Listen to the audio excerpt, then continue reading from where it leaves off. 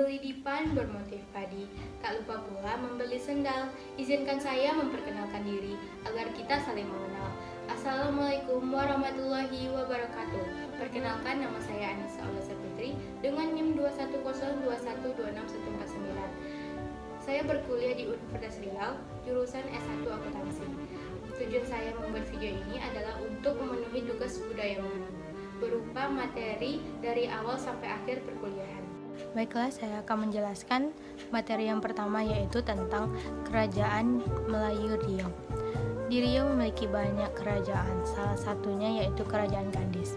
Kerajaan Kandis adalah salah satu kerajaan tertua di Nusantara yang diperkirakan berdiri pada tahun 1 sebelum Masehi, yang terletak di Kota Alang, masuk wilayah Lubuk Jambi, Kabupaten Kuantan Singini, Riau. Kerajaan Kandis diperintah oleh Raja Dharmaswara. Peninggalan Kerajaan Kandis berupa padang candi dan tambang emas. Ada Kerajaan Sriwijaya. Kerajaan Sriwijaya adalah salah satu kemaharajaan bahari yang pernah berdiri di Pulau Sumatera. Kerajaan ini berdiri pada abad ke-7 yang terletak di Kepulauan Riau, Bangka Belitung. Peninggalan Sriwijaya berupa Candi Muara Takus. Raja-raja yang pernah memerintah yang pertama ada Dapuntah yang Srijayanasa, yang kedua ada Indrawarman, yang ketiga ada Rudrawikrama, yang keempat ada Sang Ramadan Hananjaya, yang kelima ada Dharanindra atau Rakaiwara, yang keenam ada Dharmasetu, yang ketujuh ada Samaratungga atau Rakai Garung. Selanjutnya ada Kerajaan Gasib. Kerajaan Gasib atau Siak Gasib diperkirakan berdiri pada abad ke-14 atau 15 Masehi, yang terletak di hulu Kuala Mandau. Kerajaan Gasib diperintah oleh Raja Badagai berdasarkan catatan Cina tahun 1433 dan Raja Permaisura pada tahun 1444 sampai 1447 setelah Malaka mengalahkan Gresik. Selanjutnya ada Kerajaan Siak Sri Indrapura. Kerajaan Siak Sri Indrapura merupakan kerajaan Melayu Islam yang pernah berdiri sekitar tahun 1723 Masehi yang terletak di tepi Sungai Jantan. Kerajaan ini didirikan oleh Raja Kecil atau Sultan Johor, yaitu Sultan Mahmud Syah II dan istrinya Encik Pong. Dari kedua ada Adat Melayu Riau. Takrif dan jenis adat Melayu. A. Takrif adat masyarakat Melayu Riau. Adat adalah kebiasaan yang sudah menjadi identitas komunitas suatu suku dalam menuruti aturan dari hasil kesepakatan bersama suatu komunitas untuk mengatur aktivitas anggotanya dalam hubungan dengan pencipta, sesama manusia, dan lingkungan. Jenis-jenis adat ada 4. Yang pertama yaitu adat sebenar adat, yang kedua adat yang diadatkan, yang ketiga adat yang teradatkan, yang keempat ada adat istiadat. Adat sebenar adat adalah adat yang hasil dalam bentuk hukum alam, tidak dapat diubah oleh akal pikiran dan hawa nafsu manusia, dan tidak dapat diganggu-gugat sehingga dikatakan tidak akan layu diinjak, tidak akan mati diinjak. Yang kedua ada adat yang diadatkan. Adat yang diadatkan adalah hukum, norma atau adat buah pikiran leluhur manusia yang piawai, yang kemudian berperan untuk mengatur lalu lintas pergaulan kehidupan manusia. Yang ketiga ada adat yang teradatkan. Adat yang teradatkan adalah aturan budi pekerti sehingga membuat penampilan manusia yang berbudi bahasa. Yang keempat ada adat istiadat. Adat istiadat adalah adat tradisi dengan segala ragam kerana pelaksanaan serta peralatannya. Materi ketiga ada masyarakat hukum adat. Pengertian hukum adat. Hukum adat adalah seperangkat norma atau aturan, baik tertulis maupun tidak tertulis, yang hidup dan berlaku untuk mengatur kehidupan masyarakat adat yang diwariskan secara turun-menurun, yang senantiasa ditaati dan dihormati, serta mempunyai sanksi. Fungsi hukum adat yaitu mempunyai fungsi mengatur masyarakat adat agar mendapatkan hidup yang damai. Jika ada yang melanggar hukum adat, maka dikenakan sanksi adat, seperti halnya pemberian sanksi kepada pelanggar hukum kedaulatan di Indonesia. Sanksi adat bisa berupa memberikan persembahan, ritual, atau membayar denda adat, sehingga hukum adat merupakan sesuatu peraturan atau hukum yang diberikan secara terikat. Perlakuan hukum adat. Hukum adat berlaku bagi orang-orang yang lahir sebagai bagian dari suatu adat tersebut, sehingga antara satu adat dengan yang lain mungkin akan memiliki peraturan atau sanksi yang berbeda. Ketika seseorang memasuki sebuah wilayah yang masih berpegang pada hukum adat, maka seseorang asing tersebut tetap harus mengikuti peraturan yang ada di hukum adat tersebut. Namun, jika seseorang tersebut sudah keluar dari wilayah tersebut, maka hukum adat tersebut sudah tidak berlaku lagi. Corak hukum adat ada 5. Yang pertama ada religius magis, yang kedua ada komunal, yang ketiga ada demokrasi, yang keempat ada kontan, yang kelima ada konkret. Sifat hukum adat yang pertama ada tradisional, yang kedua ada dinamis, yang ketiga ada terbuka, yang keempat ada sederhana, yang kelima ada musyawarah dan mufakat. Struktur masyarakat hukum adat mempunyai 2 struktur. Yang pertama yaitu berdasarkan genealogis atau keturunan, yang kedua ada berdasarkan teritorial atau wilayah. Berdasarkan genealogis atau keturunan mempunyai 3 sistem. Yang pertama yaitu sistem kekeluargaan patrilineal, yang kedua sistem kekeluargaan matrilineal, yang ketiga sistem parental. Berdasarkan teritorial atau wilayah, yang pertama ada desa, yang kedua ada daerah, yang ketiga ada perserikatan atau beberapa kampung. Sistem pewarisan hukum adat mempunyai 3 sistem. Yang pertama sistem pewarisan individual, yang kedua sistem pewarisan kolektif, yang ketiga sistem pewarisan mayoret. Masyarakat hukum adat. Masyarakat hukum adat atau singkatan dari MHA adalah sekelompok orang yang hidup secara turun-menurun di wilayah geografi tertentu. Misalnya asal-usul leluhur dan atau kesamaan tempat tinggal, identitas budaya, hukum adat, hubungan yang kuat dengan tanah dan lingkungan hidup, serta sistem nilai yang menentukan peranata ekonomi, politik sosial, budaya, dan hukum. Hak masyarakat hukum adat. Yang pertama yaitu mengelola, menjaga, mencegah, dan melindungi lingkungan hidup dari kerusakan serta merehabilitasi setelah mengambil manfaat dalam mengelola lingkungan hidup. Yang kedua, mendapatkan perlindungan atas kearifan lokal dalam pengelolaan sumber daya alam dan lingkungan hidup yang berkelanjutan. Yang ketiga, mendapatkan informasi pendidikan, pemberdayaan, dan pelatihan terkait pengelolaan lingkungan yang berkelanjutan. Yang keempat, menentukan atau memberikan persetujuan terhadap pengelolaan untuk kepentingan pembangunan terhadap wilayah pengelolaan sumber daya alam yang menjadi milik masyarakat hukum adat. Yang kelima yaitu memperoleh pemulihan lingkungan hidup di wilayah adat yang mengalami kerusakan akibat pengelolaan oleh pihak lain. Kewajiban masyarakat hukum adat yang pertama menjaga, mencegah, dan melindungi lingkungan hidup dari kerusakan. Yang kedua, melestarikan dan mempertahankan kearifan lokal yang dimiliki masyarakat hukum adat dalam pengelolaan sumber daya alam dan lingkungan hidup. Yang ketiga, rehabilitasi lingkungan hidup yang rusak akibat pemanfaatan sumber daya alam oleh masyarakat hukum adat. Yang keempat, bekerja sama dengan pihak lain terkait kepentingan penelitian dan pengembangan ilmu pengetahuan dalam pengelolaan sumber daya alam yang berkelanjutan oleh masyarakat hukum adat. Perbedaan masyarakat hukum adat, masyarakat lokal, dan masyarakat tradisional.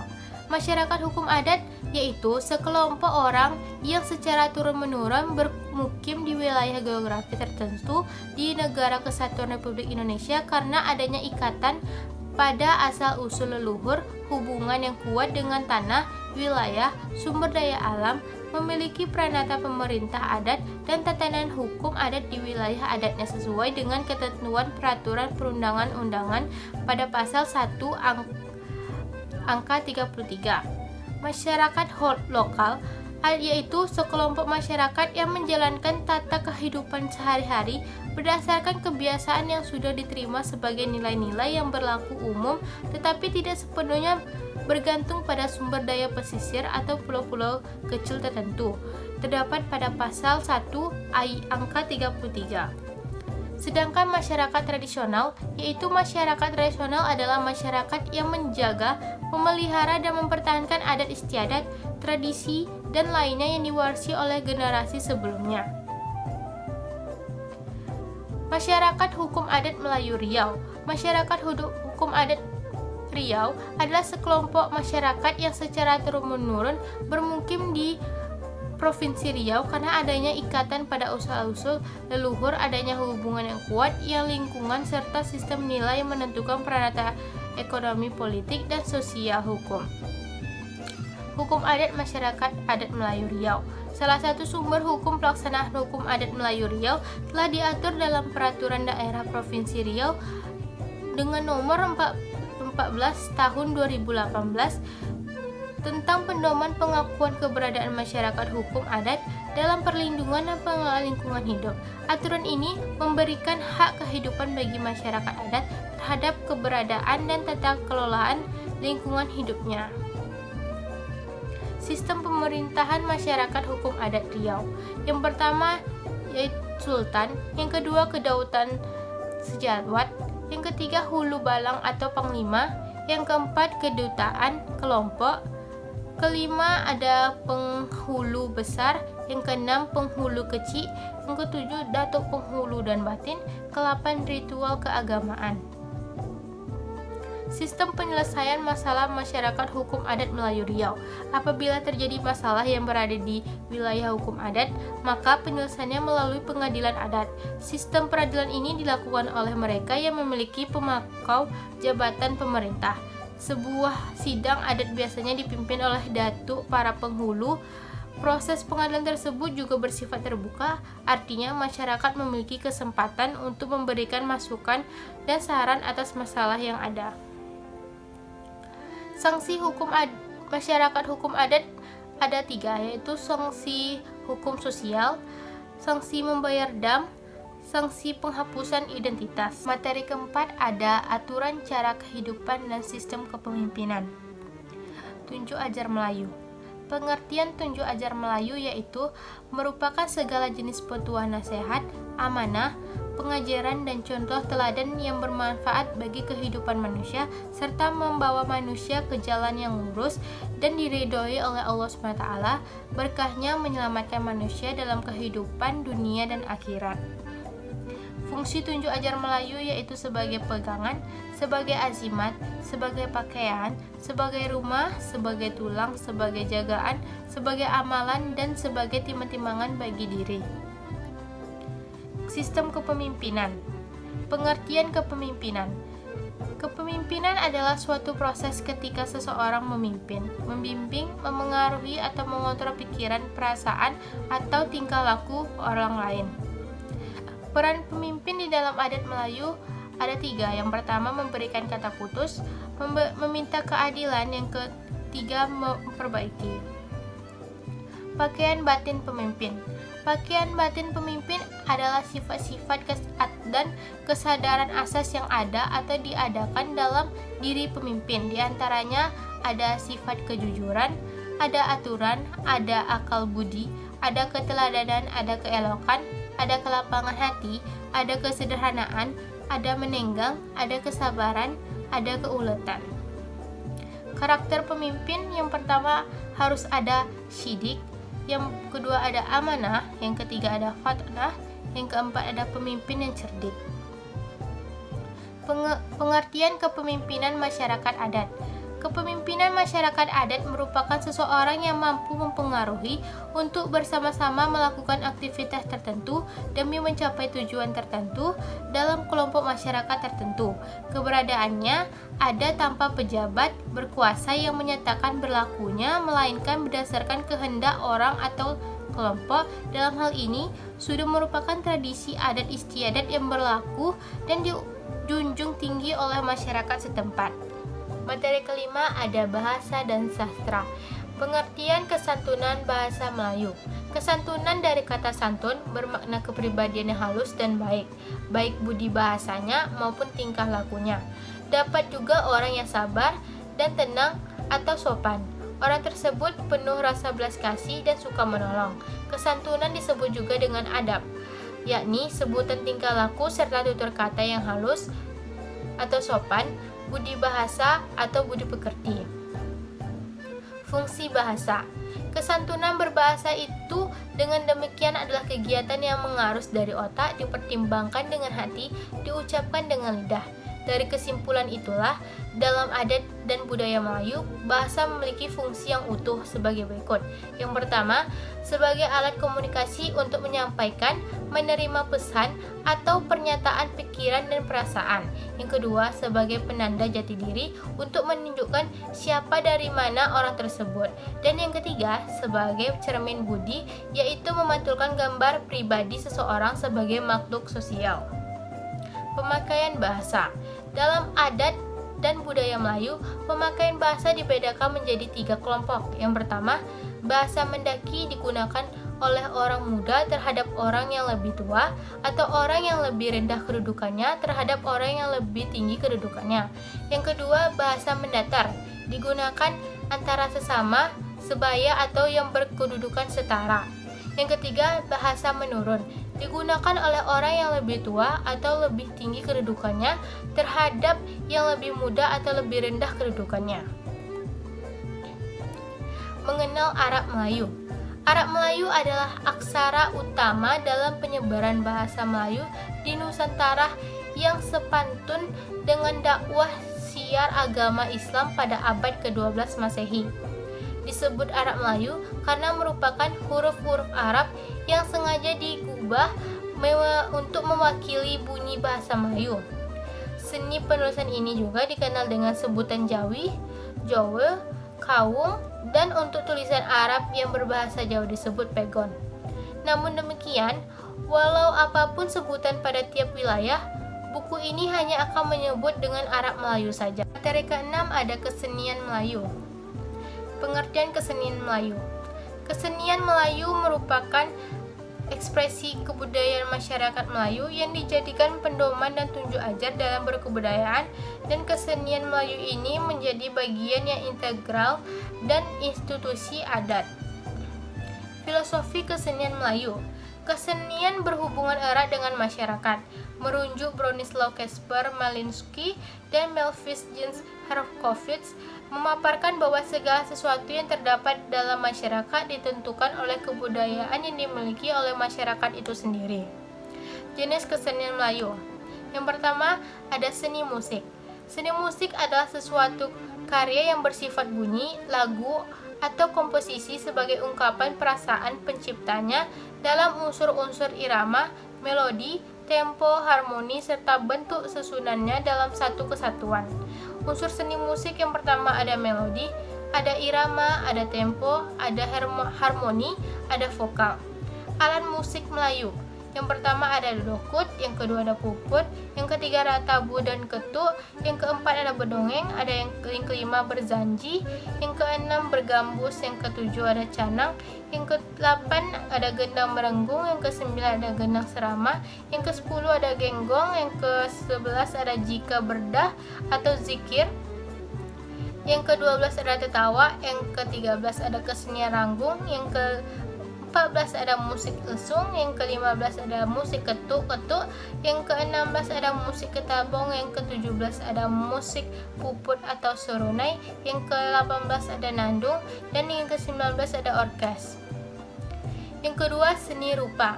Seni rupa Melayu Riau lebih condong kepada flora, ada pula abstraksi fauna, dan berbagai benda angkasa. Seni rupa Melayu Riau dibubuhkan dalam media seperti anyaman, ukiran, tenun, dan relief. Anyaman merupakan hasil dari kegiatan menganyam dalam menjadi bilah atau tali dengan bersilang menimpa satu sama lain sehingga membentuk alat kebutuhan yang diinginkan.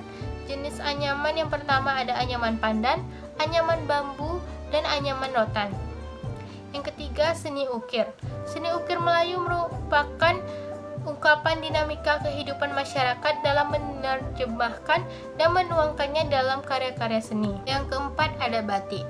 Batik adalah gambaran yang ditulis pada kain dengan menggunakan malam atau disebut lilin sebagai media sekaligus penutup kain batik. Penyebutan batik juga merujuk kepada dua pengertian, yaitu yang pertama, teknik pewarnaan kain yang menggunakan malam atau lilin untuk mencegah pewarnaan sebagian dari kain. Teknik ini dikenal sebagai wax resist dyeing. Yang kedua, kain atau busana yang dibuat dengan teknik wax dyeing merangkap di dalamnya motif-motif tertentu yang memiliki kekhasan. Jenis motif batik yang pertama ada motif semut beriring, ada motif lembah bergantung, ada motif tali air, motif tabuk manggis, motif awan larat, motif bunga melur, motif itik pulang petang, motif bunga kangkung, motif bunga teratai, motif bunga cengkeh, motif bintang-bintang, motif kaki bawah, motif pecah piring, motif bunga kendur, motif kembang setaman, motif jurai dan oya. Yang kelima ada seni teater. Seni teater adalah seni pertunjukan yang dibawakan dengan gerak dan ekspresi pelakon. Teater juga dapat diartikan sebagai cerita yang disampaikan dengan irama bahasa tertentu, diperagakan dengan gerak atau tari, dan diiringi dengan musik tradisional, baik musik tabuh, gesek, maupun tiup. Contoh seni teater yang pertama ada wayang bangsawan, yang kedua ada randai batu rijal dan penarap, yang ketiga ada ranggung, yang keempat ada teater tutur, yang kelima ada ronggeng, yang keenam ada mendu. Jenis kesenian Melayu Riau berikutnya ada seni tari. Tari Melayu adalah salah satu di antara budaya masyarakat yang ada di Nusantara. Berdasarkan sejarah, tari Melayu tidak merujuk pada satu tempat asal berkembangnya seni tari ini. Menurut jurnal estetika, tari Zapin sebagai sumber penciptanya kaya kaki-kaki oleh Indah Yuni Pangestu. Lagu dan seni tari Melayu menjadi salah satu cerminan dari identitas etnik Melayu. Dalam Khazanah Tari Melayu dikenal 4 istilah yang berarti tari, yaitu istilah tanda, igal, liu, dan tari. Istilah tanda menekankan pada langkah-langkah kaki, sedangkan igal berfokus pada gerakan-gerakan tubuh. Kemudian liu menekankan pada gerakan merendah tubuh dan mengayunkan badan, dan disertai tangan yang mengelai dan melayang. Istilah dari tari sendiri ditandai dengan gerakan lengan, tangan, dan jari-jari yang lemah gemulai. Contoh tari Melayu yang di Riau yaitu tari persembahan, tari makyong, tari zapin Melayu, tari zapin matahari, tari melemang, tari tendak sendati, tari rentak bulian, tari joget lamba, tari adat gamelan, dan tari manggar. Tari ketujuh ada tradisi lisan dan tulisan. Pengertian tradisi lisan. Tradisi lisan merupakan tuturan yang diwariskan secara turun-menurun oleh masyarakat secara lisan, dongeng, rampalan, pantun, cerita rakyat, atau ekspresi lisan lainnya. Contoh dari tradisi lisan diantaranya yang pertama ada pantun. Pantun dapat ditakrifkan sebagai puisi yang terdiri atas 4 baris sebait, yang sekurangnya bersaja akhir ABAB. Setiap baris pantun yang bait terdiri dari atas 4-5 kata bersuku kata, 8-12. Mengandung sebuah sketsa kecil yang membangun sebuah kesatuan utuh dan bulat dari segi bentuk, musik, serta makna. Yang kedua ada gurindam. Gurindam yaitu bentuk puisi lama yang terdiri dari 2 baris dengan bunyi akhir yang sama, jadi semacam syair 2 bait. Gurindam yang paling terkenal tentu saja Gurindam 12. Karangan Raja Ali Haji, sastrawan Melayu terkemuka yang melegenda sepanjang zaman Raja Ali Haji. Contohnya yaitu Gurindam 12. Yang ketiga ada seloka. Seloka berasal dari bahasa Sanskerta yakni sloka atau shloka yang berarti bentuk genre non-naratif yang terdiri dari 2 baris. Tiap barisnya mengandung kurang lebih 16 suku kata, tersusun dari 4 unit. Seloka sebenarnya dari segi rangkap berbentuk bebas dan tidak memiliki bentuk tertentu. Jumlah baris bisa berirama maupun tidak. Seloka berisi ejekan, sindiran, hayalan, jenaka, atau berisi perasaan seseorang. Seloka biasa ditulis 2 atau 4 baris dan terkadang ditulis lebih dari 4 baris. Yang keempat ada legenda. Legenda adalah genre naratif yang berasal dari bahasa Latin lengere, yang memiliki kisah sebagai sesuatu yang dianggap benar-benar terjadi. Legenda adalah cerita rakyat yang ditokohi manusia yang kalanya memiliki sifat luar biasa dan dibantu oleh Maha Kuasa atau sesuatu yang gaib. Menurut KBBI, legenda adalah cerita rakyat pada zaman dahulu yang hubungannya dengan peristiwa sejarah. Contoh legenda yang pertama ada si lancang dan terjadinya lipat kain. Selanjutnya tradisi tulisan. Tradisi tulisan yaitu penyampaian sejarah melalui tulisan. Tulisan yang menjadi sasaran penulis dipandang sebagai hasil budaya yang berupa cipta sastra, karena teks yang terdapat di dalam naskah itu merupakan suatu keutuhan dan mengungkapkan pesan. Contoh tradisi tulisan diantaranya yaitu bahasa Melayu kuno, sistem tulisan dan ejaan. Yang pertama, sebelum adanya pengaruh dari India, tulisan yang digunakan yaitu tulisan lontar, tulisan Batak, tulisan Rencong. Yang kedua, setelah adanya pengaruh dari India, ditemukan batu bersurat dengan tulisan Palava, tulisan Naigiri atau India, dan tulisan Kawi. Kosakatanya yang pertama, satu wujud vokal E, pepet diganti dengan vokal A. Yang kedua, vokal W berubah menjadi fonem B. Yang ketiga, bunyi H hilang.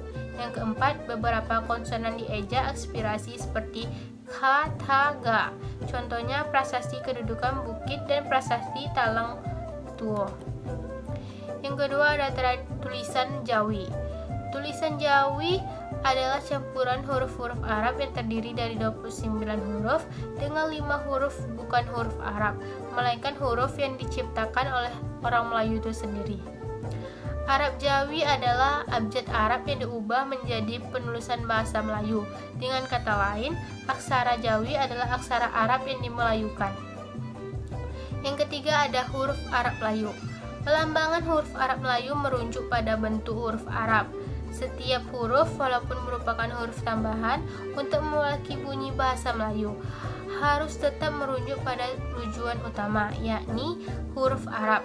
Maka dengan demikian, huruf Arab Melayu terdiri dari 3 jenis, yakni huruf hijaiyah, huruf elah atau ilah, dan huruf Melayu.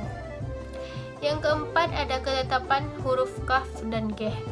Penetapan kaidah Arab Melayu pada abad ke-19 Masehi oleh Raja Ali Haji dilakukan pada masa yang sama dengan penetapan tata tulis baca bahasa Arab periode akhir di Mesir. Bentuk huruf Arab yang kita kenal saat ini berpedoman pada ketetapan periode akhir tersebut. Beberapa ketetapan yang dicapai itu diantaranya yang pertama ada pembedaan bentuk huruf fa dan haf.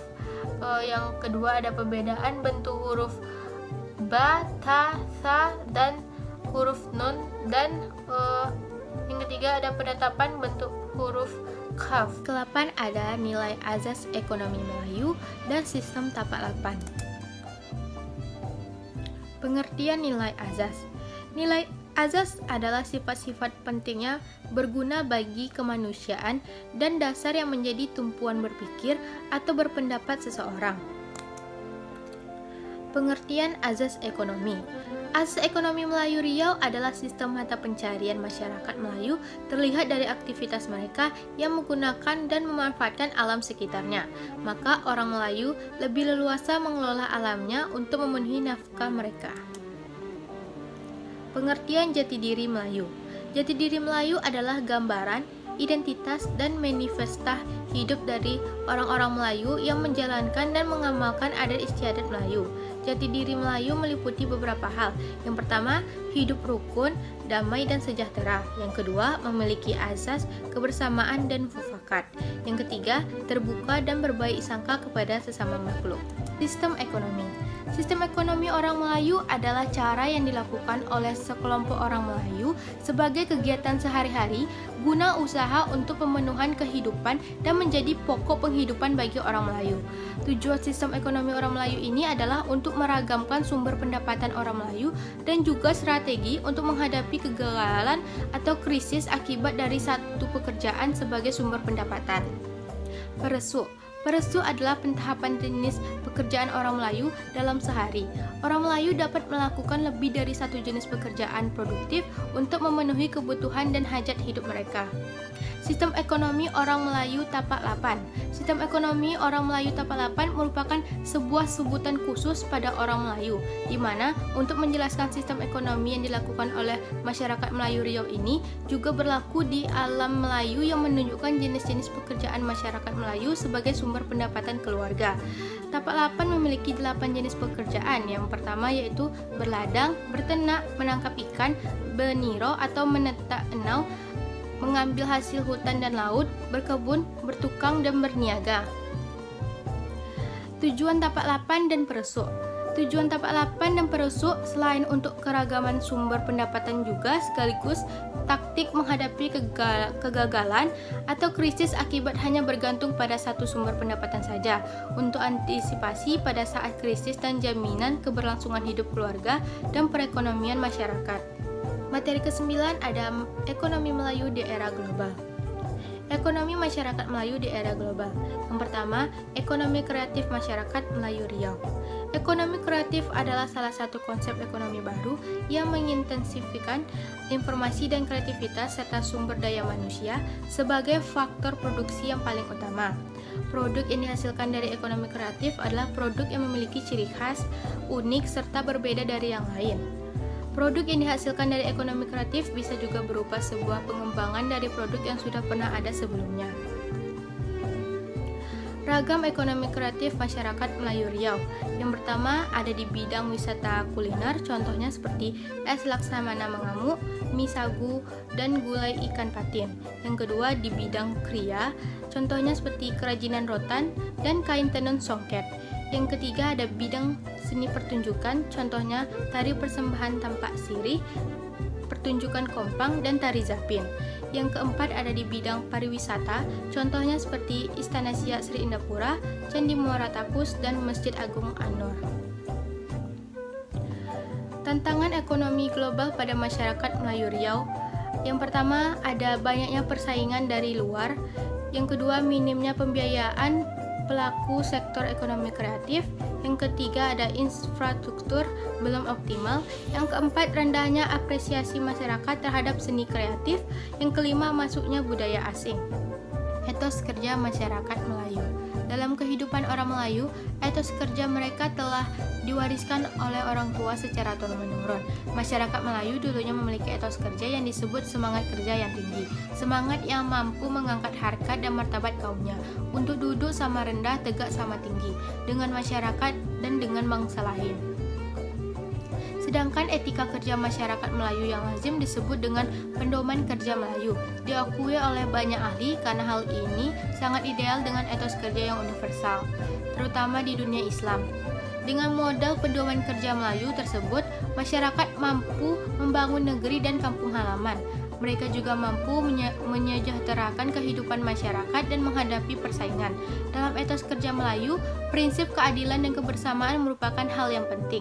Prinsip dan kebersamaan dan tolong-menolong juga merupakan dasar dalam etos kerja Melayu. Adapun konsep etika kerja dalam budaya Melayu dapat dilihat dari peribahasa berikut ini. Yang pertama, biar lambat asal selamat. Yang kedua, tidak lari gunung dikejar. Yang ketiga, awal dibuat akhir diingat. Yang keempat, alang-alang berdawat biarlah hitam, jangan asal-asalan dalam bekerja. Yang kelima, kerja beragak-agak tidak menjadi, kerja berangsur-angsur tidak bertahap. Yang keenam, sifat padi semakin berisi semakin merunduk. Yang ketujuh, baru berlatih hendak berjalan langsung bersembam. Yang kedelapan, selera bagai taji, tulang bagai kanji, menanti nasi tersaji di mulut. Yang kesembilan, pekerjaan yang dikerjakan secara tergesa-gesa selalu menimbulkan kesulitan dan tidak lengkap, tidak terurus. Yang kesepuluh, hemat dan cermat merupakan amalan terpuji bagi orang Melayu. Di Ketaman membeli es selasi. Cukup sekian dan terima kasih. Assalamualaikum warahmatullahi wabarakatuh.